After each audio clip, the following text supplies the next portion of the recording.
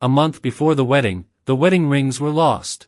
This was a work on which I had spent more than half a year and poured all my energy and love. Although I was sad, I still comforted my flustered girlfriend, saying, "It doesn't matter. I'll make another pair." She gave me a hug and had a sweet smile on her face. Having a boyfriend who is a designer is the happiest thing in the world. I stayed up all night designing and making the rings, and finally finished them before the wedding. However, the next day, I saw the lost wedding ring on the hand of my girlfriend's childhood sweetheart. There were still 3 days left until the wedding. The light reflected on the ring on Ethan's left hand, and the dazzling light stung my eyes. That was the wedding ring I had designed and made with my own hands. A month ago, my girlfriend Emma threw herself into my arms crying and said she had lost the wedding ring. I was shocked and sad, but I couldn't bear to see my girlfriend's sad look, so I cheered myself up and comforted her. "It doesn't matter. There's still time. I'll make another pair." That's what I said. But I knew only too well how much effort it would take to design another pair of rings. What's more, this was our wedding, and I couldn't just make a pair casually to get by. During this period, I stayed up all night designing and hardly had any rest. I slept for less than 5 hours a day, and finally finished making the rings yesterday. Now I saw my ring on another man's hand? I couldn't be mistaken. These rings looked ordinary, but they were made of rare materials, and inside the ring was her favorite English poem. Just because Emma said she wanted a ring that she could wear out at any time and wasn't too exaggerated. There was only one such ring in the world. How could it be on Ethan's hand?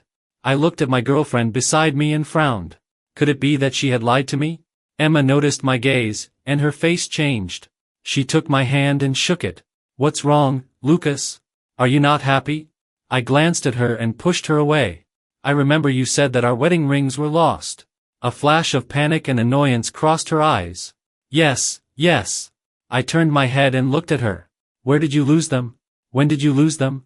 Emma's face became uglier and uglier. "I forgot. Once it's lost, it's lost. Why are you suddenly asking this? You've already made a new pair, so why do you still care where it was lost?" My eyes darkened, and my tone was cold. "Did you really forget?" She slapped the table. A loud noise rang out, and the others at the table all looked over. Emma's tone was stiff. "Lucas, what do you mean? Are you doubting me?" I waited in silence for her answer and didn't say a word. She became even angrier. "It's just a pair of rings. I'm about to marry you. Are you going to quarrel with me because of this?" The people around, just like every time we quarreled in the past, quickly tried to smooth things over and urged me to back down. "Lucas, this is your fault. Emma is about to marry you. How can you quarrel with her because of the rings? Yes, and you're a designer. If it's lost, just design a new one. What's the big deal?" The words of advice made my head ache. I didn't understand why the loss of the rings seemed like a trivial matter in their eyes. I slammed the table hard. "That's enough." The room fell silent instantly. I looked around and frowned. "That's our wedding ring. Lucas, whether it's a wedding ring or something else, it's just a ring. There's no need to be so angry." Ethan stood up, walked over to us, and patted my shoulder reassuringly. I looked coldly at the ring on his finger and sneered. "Then tell me, where did you get this?" His face changed, and he looked at Emma uneasily. I also looked over. "Why is our wedding ring on his hand?" She bit her lower lip and frowned tightly. I sneered. "Emma, do you think I can't recognize it? I'm a designer and I remember every work I've created. You let someone wear my ring right in front of me. Do you think too little of me?" She sighed. The ring was indeed lost, and it was just found a few days ago. Ethan said he liked it and wanted to try it on. I saw that it fit him, so I gave it to him. Anyway, we already have a new pair. Don't be so petty, okay? The corner of my mouth twitched. You give him whatever he wants. You don't even care about the wedding ring. Will you not refuse if he asks you to run away from the wedding next time? Now that the truth was revealed, Emma became angry from embarrassment. "Stop being unreasonable. I've told you many times that we're just good friends. What kind of opposite-sex good friends would go on trips alone together, often stay overnight at each other's homes, and even give their wedding ring to him?" I clenched my fists and said angrily, "There are so many rings he could wear. Why did he have to wear our wedding ring?" Emma lost her patience. "There are so many people at the table. Can you stop making a mountain out of a molehill?" I laughed out of anger. Emma and Ethan grew up together. They were childhood sweethearts and had a very good relationship. They often played games together, went on trips, and drank and ate skewers. I had quarreled with her about this before. Emma said, "We grew up together. He's like my brother. Don't think too much. There's nothing between us." She always thought I didn't understand her enough and that our hobbies were different. I tried the game she liked. After 2 rounds, Emma threw the game controller aside. "Forget it. Don't force it. Let Ethan play the game. You just need to know that I love you the most." Because of her words, "I love you the most," I had endured it all in the past. I stared at Emma. "You let another man wear the wedding ring, and now you're blaming me?" She frowned tightly, grabbed Ethan beside her, took off the ring, and casually threw it in front of me. "If you still don't believe me, then I have nothing more to say. Let's cancel the wedding." I looked at the light reflected from the ring, and my heart sank to the bottom. Her disdainful attitude hurt me deeply.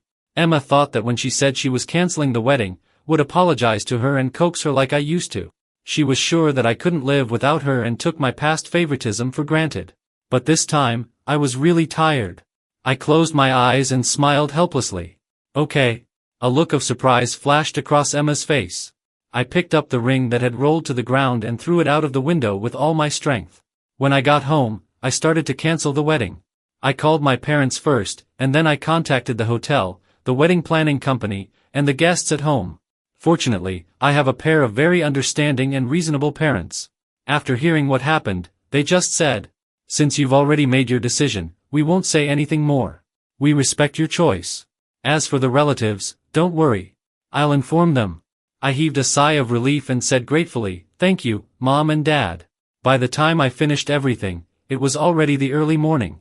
I looked at the pair of rings that I had just designed not long ago and smiled self-deprecatingly. Since she wanted to get rid of them, then I would get rid of them all. I threw the rings into the trash can. The next morning, the doorbell woke me up from my sleep. I hardly slept all night and only fell asleep in a daze just before dawn. Emma stood at the door holding a gift box. "Why didn't you answer my call?" As she spoke, she was about to walk into the house. I blocked the door and didn't let her in. "We've broken up. It's not appropriate for you to come in now." She stopped for a moment and looked up irritably. "Lucas, can you stop making trouble? There are only 3 or 4 days left until the wedding. Do you really have to quarrel with me?" I took a deep breath and repeated, "You said you were canceling the wedding. We've already broken up." Emma frowned. "You always want to quarrel whenever it's something related to Ethan. This makes everyone really embarrassed. Now we're about to get married. Can you stop being so childish?" I looked at her indifferently. "I won't quarrel with you anymore in the future. It has nothing to do with me who you're with." Emma seemed not to have heard me and shook the box in her hand. "I prepared a gift for you. Open it and take a look." I glanced at it and didn't take it. Just like in the past, every time we quarreled, she would give a gift like this to perfunctorily cover up the hurt and pretend that everything was forgiven. Emma smiled brightly and opened the gift box. "I bought it especially for you. Don't be angry anymore." Inside the box was a pair of gloves. I clenched my fists. I had seen these gloves in Ethan's WeChat moments. The theme of the picture was a watch worth millions, and the gloves were in the corner, most likely a free gift. I smiled self-deprecatingly. "Emma, you can even use a free gift to apologize. You really can do it." Her smile froze on her face, and she was stunned. "How do you know?" Emma awkwardly put away the gloves. "It's not like what you think. I just thought this would suit you." I laughed. "Yes, in your eyes, Ethan is fit to wear a watch worth millions, while I only deserve these freebie gloves." She pursed her lips. "That's not what I meant. Listen to my explanation." I said indifferently, "There's no need to explain." I pushed her outside the door. She stumbled back in a daze, looking at me in disbelief as I closed the door. The corners of her mouth dropped instantly, and her face turned ugly. I heard her angry voice coming from behind the door, "Lucas, don't be ungrateful. I came here nicely to apologize to you. What's your attitude?" I sat down expressionlessly on the sofa in the living room. After a while, Emma kicked the door twice forcefully, and finally said, "Fine, the wedding ceremony really has to be temporarily cancelled. You think it over carefully these few days." After contacting and communicating with all parties, the wedding had been cancelled. I lay on the sofa with a messy mind. I had been working all night for a month and had to coordinate the wedding matters during the day. My work and rest schedule hadn't been adjusted back yet. Suddenly being idle, I felt very uncomfortable. I booked a plane ticket abroad, planning to relax for a while. When I went out and passed the trash bin outside the door, I paused. I saw those gloves of Emma's in it. She just casually threw them into the trash bin like that. I shook my head helplessly. It's indeed quite appropriate to give something you don't care about to someone who doesn't matter. But Emma, I don't want to be that unimportant person to you anymore. I picked up my suitcase and left resolutely. I first went to Africa and watched the animal migration, and then went to Northern Europe to see the aurora borealis. After days of traveling, I completely left that pile of messy things behind. The day before the end of the trip, I finally turned on my phone and replied to a few work messages. I clicked into Moments, and the photo posted by Ethan came into view. He and Emma had gone to Bali together. This was the place where we had originally planned to go for our honeymoon. The sweet photo of the two of them was very dazzling, and I felt a little nauseous. What an enviable pair of good friends. I cancelled my plane ticket back home and planned to stay and have fun abroad for a while longer. It wasn't until my assistant Daniel contacted me, saying that the famous enterprise Luna wanted me to design a wedding ring for his daughter. Luna was the richest man in the country, with a huge fortune. It was a dream for many people to have a connection with him. I took on this job. I first went to the studio and checked the upcoming work. It was already evening when I got home. I pushed open the door and stood at the doorway, so angry that I could hardly hold the doorknob. Emma and Ethan were sitting closely on the sofa, their bodies pressed together, hugging each other. Hearing the sound, Emma quickly broke free from his embrace, looking embarrassed. "Lucas, why did you come back so late? I've been waiting for you." I pushed the suitcase aside. "This is my house. Who gave you permission to come in?" She came over and wanted to take my slippers from the shoe cabinet for me, but I kicked the cabinet door shut with one foot, hitting her hand against the cabinet. Emma stopped her movement and looked at me, saying, "I came here to wait for you first. Since you didn't come back for a long time, I was bored here alone, so I called Ethan over to play games." I laughed out of anger. "You trespassed on someone else's house, yet you still seem so confident." She frowned. "Lucas, don't speak so harshly. It's been so long, you should have cooled down by now." Ethan stood up and walked over, putting on a forced smile. "Lucas, I know you don't like me. I won't show up in front of you again in the future. But Emma is a good girl.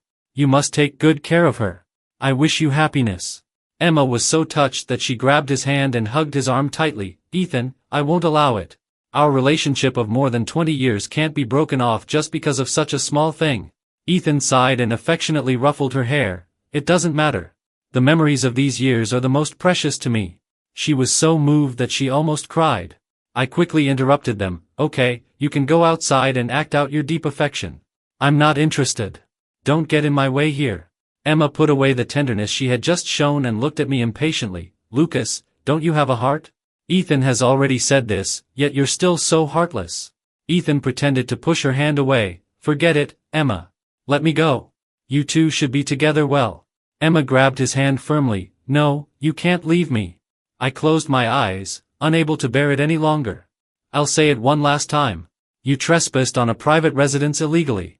Get out of here before I call the police." I replaced all the locks in the house with new ones and asked the property management to deactivate her access card. I also replaced the locks of the studio with new ones and specifically instructed the receptionist to call the security guards to drive Emma away if she showed up.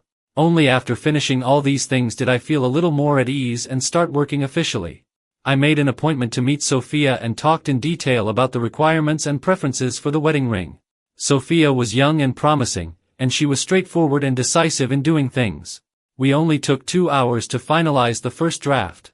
Finally, I summoned up the courage to ask, "I heard from Luna that you specifically asked for me to design the ring. Can I ask why you chose me?"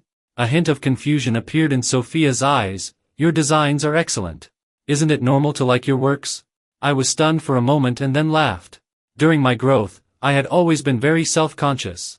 My withdrawn personality in school made me have almost no friends, and I didn't dare to try many things. At that time, painting was the only thing I liked. Later, I was fortunate enough to embark on a path related to my interest and developed it into a career. But my meager self-confidence had almost been worn away after I met Emma. She always criticized me, saying that my work style was not distinct, that my rings were not gorgeous enough, that they couldn't attract more people, and that they couldn't make a lot of money. After hearing her words, I laughed. It seemed that I once again felt that little bit of faint confidence and hope I used to have. At this moment, a familiar voice suddenly came from behind. "Lucas?" I turned my head and glanced at Emma and Ethan beside me. It really was an unlucky encounter. Emma looked at Sophia with hostile eyes. After half a minute, she looked at me again. Who is she? Her attitude was not good, and I didn't want it to affect my client. I stood in front of Sophia. It has nothing to do with you. Emma looked at me in disbelief. I'm your fiancé. How can you treat me like this? You're not. We've already broken up.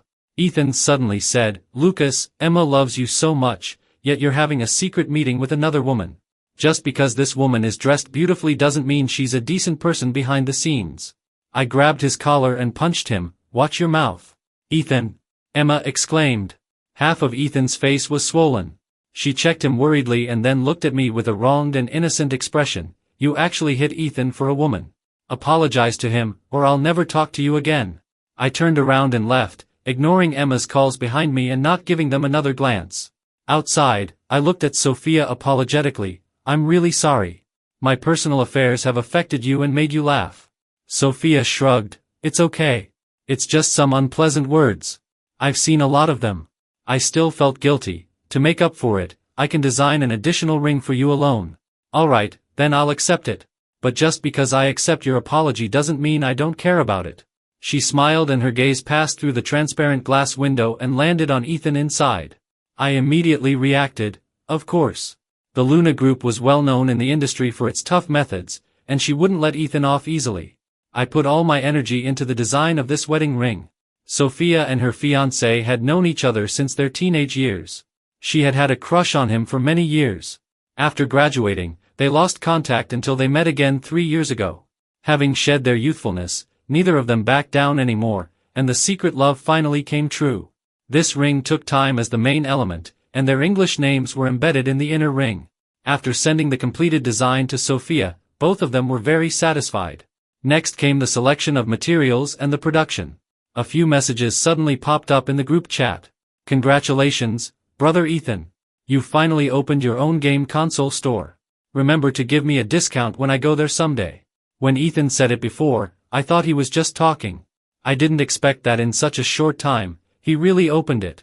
Anyone who sees it has to say Ethan is amazing. After the group praised for a long time, Ethan finally showed up in the group.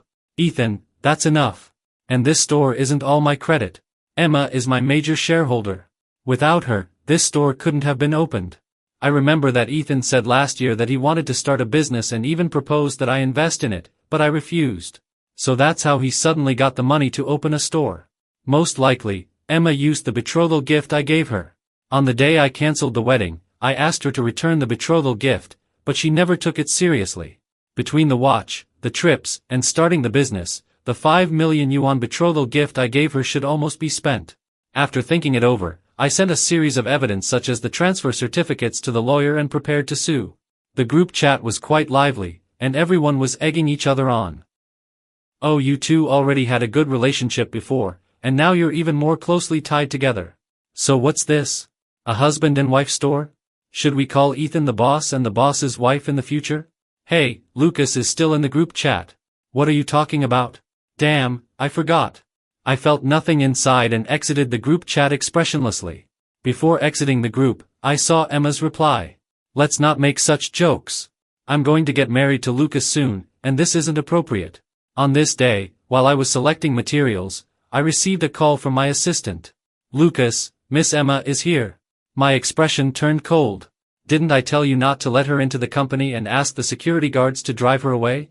The assistant sighed and said helplessly, yes, but this Miss Emma is really hard to deal with. She's been lingering at the reception desk and won't leave, and she's been making a scene. We can't just forcefully carry her away either. This would have a bad impact. He was also in a difficult situation, caught in the middle and unable to handle it well. I put down the diamond in my hand. Okay, I'll be back right away. Emma was standing on a chair at the entrance of the reception desk, holding a bouquet of roses in her arms. Why hasn't Lucas come yet? You're not lying to me, are you? Lucas is already on his way. Please wait a little longer. The receptionist kept my instructions in mind. Although they couldn't drive her away, they also didn't let her in. I waved my hand at the receptionist. Get back to your work. Emma immediately turned around and smiled. You're finally back. I've been waiting for you for a long time. I frowned and looked at her without saying a word. Come on, stop acting. I know who that woman was with you last time. Why didn't you say she was a client? Otherwise, I wouldn't have thought too much about it. Seeing that I didn't move, she handed me the flowers. Do you like them? On the first Valentine's Day after we got together, I also gave you a bouquet of roses, and you really liked them at that time. After that, she never gave me flowers again. Emma said it was meaningless. The flowers would wither in a few days, and it was just a waste of money. But on this year's Valentine's Day, I saw that she had ordered a bouquet of lilies. I thought sentimentally that it was for me and imagined how she would give them to me. But soon, I saw that bouquet of flowers in Ethan's moments. Emma's voice interrupted my thoughts.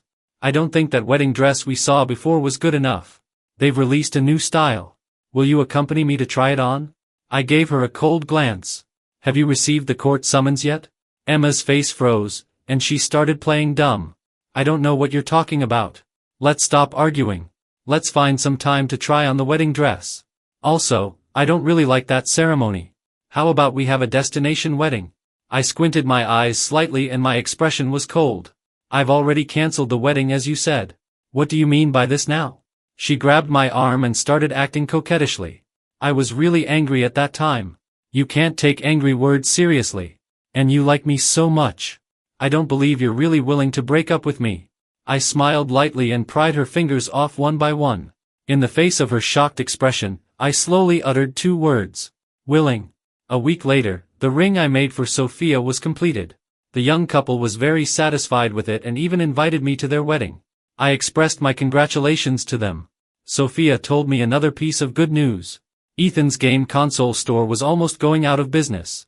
Not long after he opened the store, Sophia opened 2 game console stores near his. The prices were set lower than his, there were more game styles, and the equipment was more advanced. Sophia also carried out a lot of publicity in the few days before the opening and set up discounts for the new stores. In just a few days, no one went to Ethan's game console store anymore.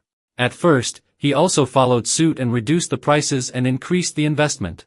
But the Luna family had a huge business, and he couldn't afford to compete with them. Now he could hardly hold on anymore. Ethan borrowed money from Emma again, but the court's notice of the hearing also arrived. Sophia said that she could tell that the 2 of you didn't get along, and this should be considered good news. I replied, of course it is. Out of curiosity, I clicked into Ethan's moments. During this period, he was completely different from before. All he posted were complaints, sarcastic remarks, and emotional outbursts. Yesterday, he and Emma even had an argument in moments. Ethan posted a photo of the messy takeout boxes at home. With a smiling expression, it's almost stinky. Emma, if you have time to take a photo, you might as well clean it up. Ethan, I just got back from the store. Do you know how tired I am? Emma, it's just a matter of doing it quickly. Ethan, you've been at home all day. Why don't you do it quickly? Emma, I have my own things to do at home. What do you mean by that? Ethan, I don't mean anything. I'm just not happy to come home from work and see the mess at home. Emma, I didn't even have the nerve to say anything about you, and you're pushing your luck. How many customers do you get in your store in a day? And you're already complaining about being tired. When Lucas was that busy, he never asked me to do the housework. Ethan, Emma, don't go too far. When I saw her mention my name, I couldn't feel happy. I just felt ironic and numb. That night, Emma knocked on my door again. She stood outside the door with tears in her eyes and tried to throw herself at me as soon as the door opened. I frowned and pulled the door, blocking her way. Don't come any closer. Emma's tears fell, and she choked up as she called my name. Lucas, can you let me in? I blocked the doorway. I thought we would meet in court next time. Have you prepared the money? Her eyes instantly turned red. Is there nothing else we can talk about except money between us? How did we end up like this? You clearly used to be the most afraid of me crying. You said that my feelings were more important than anything else, but I'm not happy at all now. In the past, I gave her all my favoritism. I couldn't bear to see her sad. Every time she cried, would do my best to coax her and agree to all her requests. But that was all in the past after all. If favoritism is not reciprocated for too long, it will be taken back. I looked at the time. I still have something to do. If you have nothing else to say, I'll go back inside. Emma suddenly grabbed the doorframe and said excitedly, Don't go. Don't be like this. I regret it. I frowned. There's no turning back in life. Let the past be the past. After all, it's what you chose. Regret is useless. She broke down. Lucas, I know I was wrong. I won't contact Ethan again. Can we get back together and start over? The corner of my mouth curled into a sarcastic arc. You're just not happy with Ethan, so you want to make up with me and have a better life. Even now, you still don't understand why I was angry and sad. Your regret is just based on the fact that you've lost a better life and don't want to return the betrothal gift. You've never loved me. I was too lazy to argue with her anymore and drove her out. I hope you'll appear in front of me with the money next time. Otherwise, we'll see each other in court. Emma's legs went weak, and she fell to the ground. I was just about to close the door. She suddenly rushed forward and squeezed through the gap in the door. Okay, even if we don't get back together, for the sake of our relationship over the past few years, don't be so heartless. I really can't come up with so much money at once. Give me another chance. I've already given you many chances, but you didn't cherish them. I reached out and pressed on her shoulder, met her desperate gaze, and then pushed her out of the door with a sudden exertion of force. See you in court. Emma and Ethan rented a house together. Recently, they often quarreled. The two people who used to talk about everything and had a great deal of tacit understanding now quarrel as soon as they meet, and they have even gradually started to dislike each other. Ethan's game console store business was getting worse and worse, and he might not even have a few customers in a day. He spent all day drinking in the store and completely lost the tenderness and patience he used to have towards her. Emma didn't know how she had made things turn out like this. She flipped through the photo album on her phone, which had a large number of photos of her and Ethan, while there were only a few photos of Lucas. The last time she took a photo with him could even be traced back to last year. Emma remembered that a friend once smiled and said that they didn't look like a couple. Emma said indifferently, "It's so boring to be with him. I can't get interested. We don't have many common hobbies either. I think it's fine like this." At this moment, when she thought of this matter, she suddenly realized that she had already been losing him since a long time ago. It was only after she separated from Lucas that she understood how happy she had been in the past. All the time she squandered was actually supported by someone behind her. Just then, Emma received a phone call. The wedding photos they took last month had already been framed, and they asked her when she would come to pick them up.